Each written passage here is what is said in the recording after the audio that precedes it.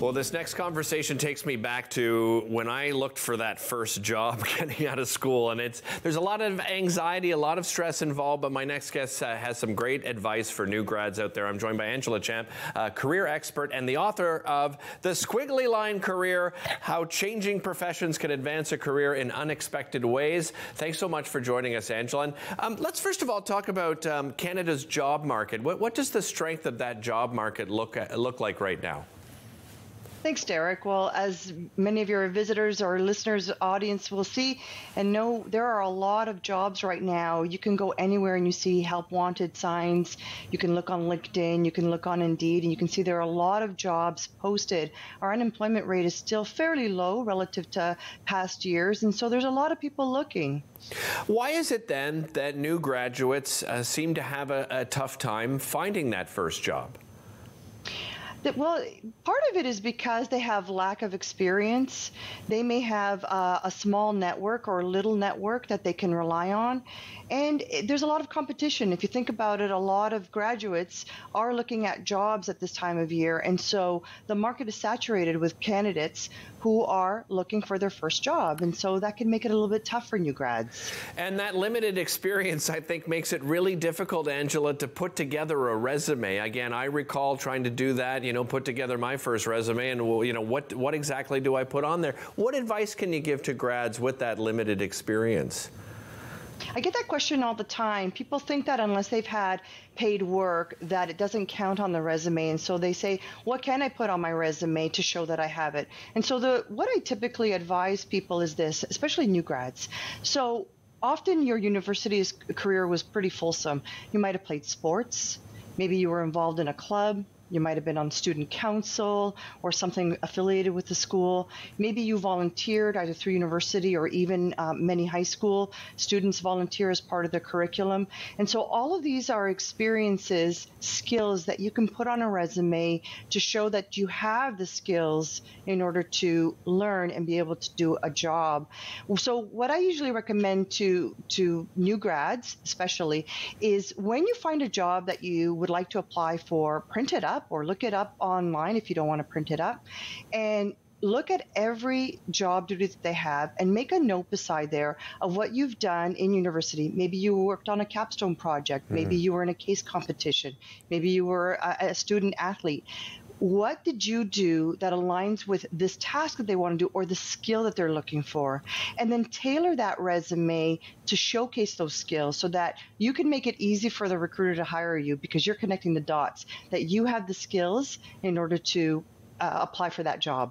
So, Angela, beyond the resume, looking for that first job, what other pieces of advice can you give graduates? There's a lot they can do. So first of all, please be active on LinkedIn.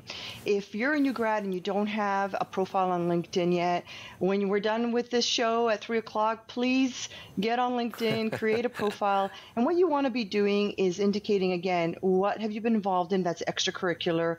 Have you volunteered? Were you on sports? And what are you looking for? Make sure that your headline indicates the kind of job that you're looking for and not just that you're a new grad in transition or looking for work. You can also put the banner that says open for work. It's a green banner on LinkedIn and it helps recruiters find people who are open to be hired. So that's something to do. But really, more importantly, is tap into your network. You may not realize as a new grad that you have a network, but you have professors. You may have people that you volunteered with. You may have your neighbors, relatives.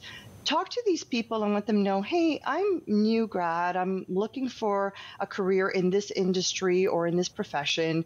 What advice do you have for me? Is there anybody that I could be talking to? And then reach out to those people, have a coffee with them, offer to have a virtual coffee if you can't meet in person, and try to get advice from them, but also let people know that you're looking for work. Tap into that network, and now's the time to be expanding that. What if you don't yet know what career path, what profession that you want to go to, and you have graduated? What do you do in that case, Angela? Well, I'd like to give them some assurance that there are 40 and 50-year-olds who still don't know what they want to be when they grow up. So if you're a new grad and you don't yet know what you want to do in your career or for your profession, fantastic. You're in great company because there's a lot of people like that. What I would recommend is take some time to figure out what's important to you. Are you open to relocating? Do you need to stay in a particular city? Is there an industry that you're targeting or a particular job because you want to do something that was related to your education? And so use that as the starting point. Go on into Indeed, go on to LinkedIn, research companies or industries that are doing what you think you might want to do and see if it appeals to you. Look up job descriptions that are posted and say, does this kind of work seem interesting to me? It might be something completely out of your realm. And for those people who really don't know what they want to do out of university, I would say be open to opportunities, because not everybody who graduates from a program ends up working in a profession or an industry that's related to their education.